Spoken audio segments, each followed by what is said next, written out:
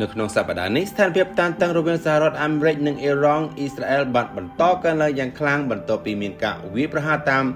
អាកាសបន្តបន្ទាប់ទៅលើគោលដៅយោធានៅក្នុងប្រទេសអ៊ីរ៉ង់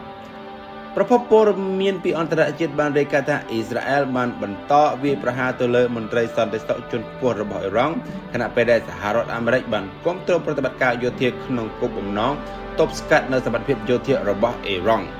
អ៊ីរ៉ង់បានប្រកាសថានឹងមានការឆ្លើយតបយ៉ាងតឹងរ៉ឹងហើយបានបាញ់មីស៊ីលនិងដ្រូនទៅកាន់តំបន់មួយចំនួនដែលពាក់ព័ន្ធទៅនឹងអ៊ីស្រាអែលនិងមូលដ្ឋានយោធារបស់សហរដ្ឋអាមេរិកនៅខាងប៉ែកមជ្ឈិមបូព៌ាការប៉ះទង្គិចនេះបានបង្កឲ្យមានការព្រួយបារម្ភពីសហគមន៍អន្តរជាតិអំពីការពង្រីកសង្គ្រាមក្នុងតំបន់ជាមួយគ្នានឹងដែរក្នុងតំបន់ច្រកសមុទ្រ Hormuz កំពុងតែរងផលប៉ះពាល់យ៉ាងខ្លាំងដោយសារតែមានការរំខានដល់ចរាចរណ៍នាវាដឹកប្រេងដែលបានធ្វើឲ្យតម្លៃប្រេងក្នុងពិភពលោកបានកើនឡើងយ៉ាងច្រើនអ្នកវិភាគសេដ្ឋកិច្ចប្រមានថាប្រសិនបើស្ថានភាពមិនស្ងប់ស្ងាត់វាអាចនឹងប៉ះពាល់ទៅដល់សេដ្ឋកិច្ចពិភពលោកទាំងមូលតែម្ដងបច្ចុប្បន្ននេះអង្គការអន្តរជាតិជាច្រើនកំពុងតែអំពាវនាវឲ្យភាគីទាំង3បន្ថយការតានតឹងនិងត្រឡប់ទៅរកការចរចាដើម្បីជៀសវាងការប្រឈមមុខទៅនឹងសង្គ្រាមកើតឡើងធំជាងនេះ